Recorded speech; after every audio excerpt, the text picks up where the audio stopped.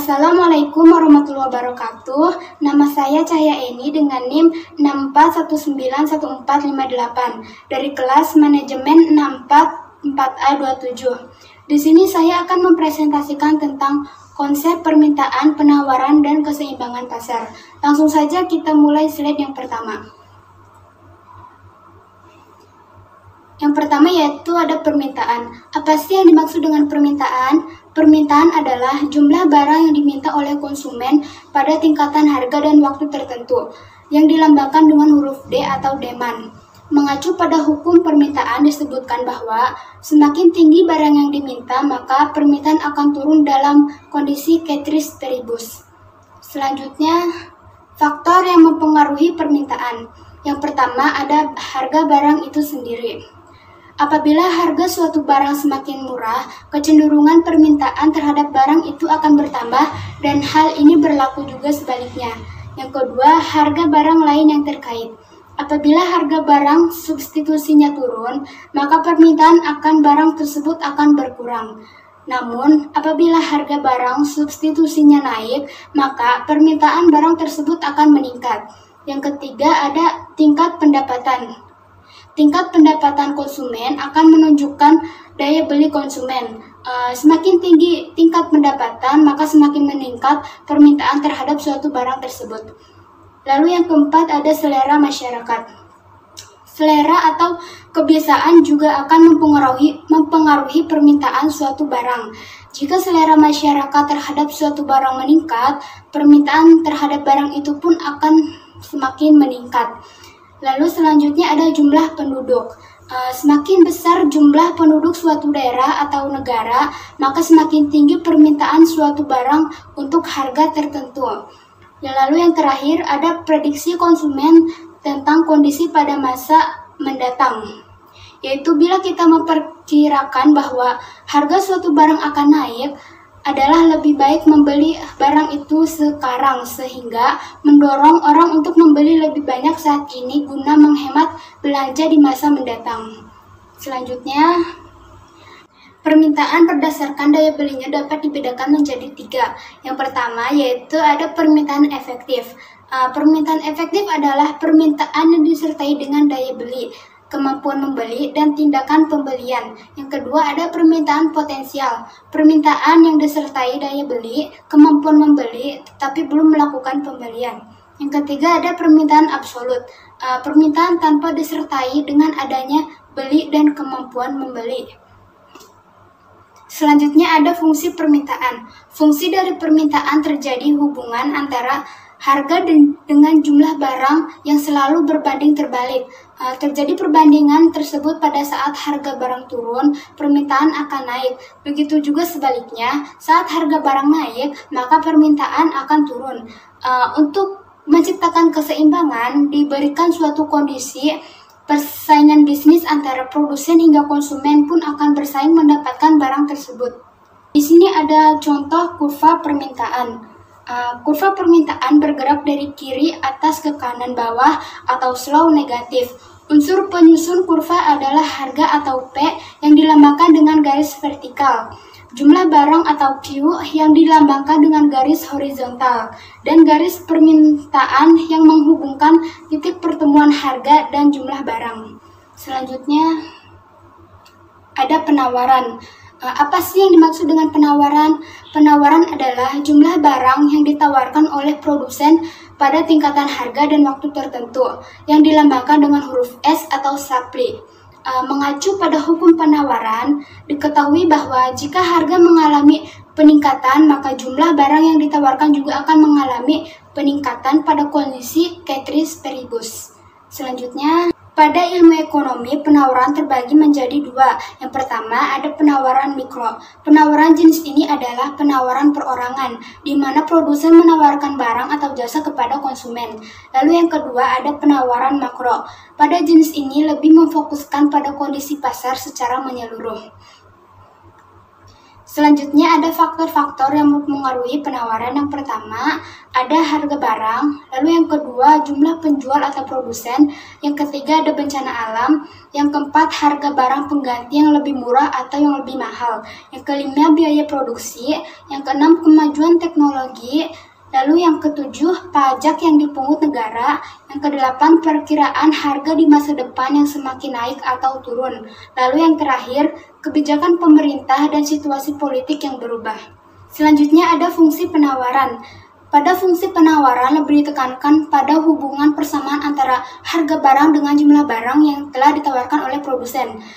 Cara kerjanya yaitu disesuaikan dengan adanya hukum penawaran, di mana terjadinya kenaikan jumlah barang yang ditawarkan seller diikuti dengan harga barang pada pasar terjadinya kenaikan. Ketidakseimbangan akan terjadi pada saat harga dengan jumlah yang ditawarkan tidak sesuai satu sama lainnya. Semakin tinggi harga dari sebuah barang akan melebihi keseimbangan, maka terjadi pergeseran, yaitu terjadi kelebihan penawaran. Keberadaan jumlah barang yang ditawarkan melebihi dari jumlah yang diminta. Inilah salah satu penyebab yang terjadi pada kelebihan penawaran. Selanjutnya, di sini ada contoh kurva penawaran. Kurva penawaran bergerak dari kiri bawah ke kanan atas atau slope positif. Adapun unsur penyusun kurva adalah harga atau P yang dilambangkan dengan garis vertikal, jumlah barang atau Q yang dilambangkan dengan garis horizontal, dan garis penawaran yang menghubungkan titik pertemuan harga dan jumlah barang. Selanjutnya ada keseimbangan pasar. Kondisi keseimbangan pasar disebut juga dengan kondisi equilibrium. Keseimbangan pasar merupakan kondisi terbentuknya keseimbangan harga akibat kesepakatan antara produsen atau penjual dengan pembeli atau konsumen. Produsen atau penjual sepakat untuk menjual sejumlah barang dengan harga tertentu yang di saat bersamaan pembeli atau konsumen juga bersedia untuk membeli barang tersebut. Selanjutnya, hal-hal yang bisa mempengaruhi terjadinya sebuah keseimbangan. Yang pertama ada penjualan menyediakan barang sesuai permintaan. Tugas penjual adalah menyediakan barang disesuaikan dengan permintaan yang ada pada pembeli.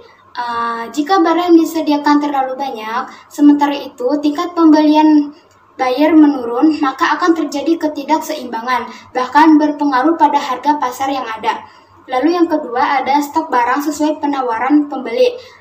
Dalam mendapatkan kesepakatan harga, maka pembeli akan melakukan penawaran kepada penjualan. Pembeli pun akan membeli stok barang dari penjualan sesuai yang dibutuhkan. Jika kedua belah pihak menyetujui adanya kesepakatan harga yang ditentukan, maka harga tersebutlah yang disebut dengan harga keseimbangan. Lalu selanjutnya, keseimbangan permintaan dan tingkatan ketersediaan.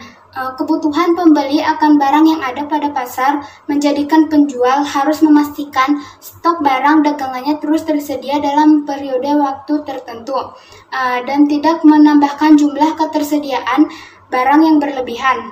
Maka saat pembeli melakukan permintaan terhadap barang tersebut dengan tidak merubah permintaan, terjadilah keseimbangan.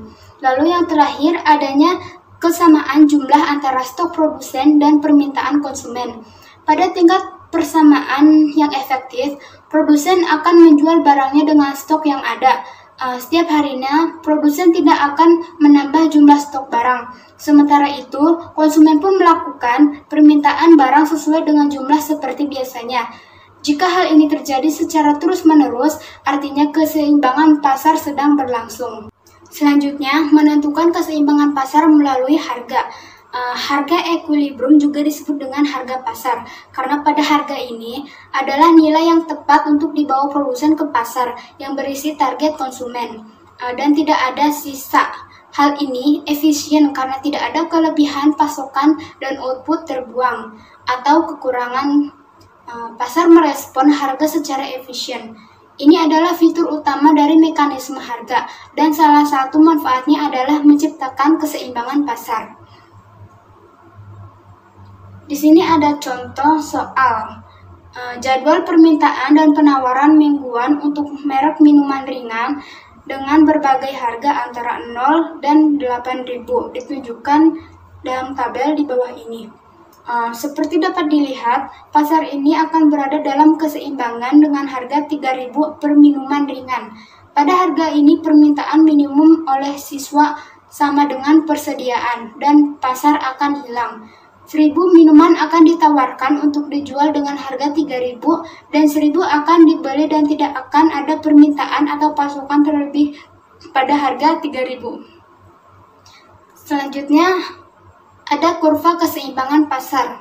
Dari ilustrasi di samping atas, kondisi keseimbangan pasar dinyatakan secara matematis dan menjadi seperti berikut. Permintaan atau demand dan penawaran atau supply.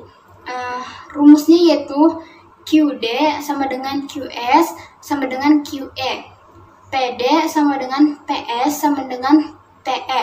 Secara grafis, keseimbangan pasar terjadi pada titik potong antara kurva permintaan dengan kurva penawaran. Sekian presentasi dari saya, kurang lebihnya mohon maaf. Wassalamualaikum warahmatullahi wabarakatuh.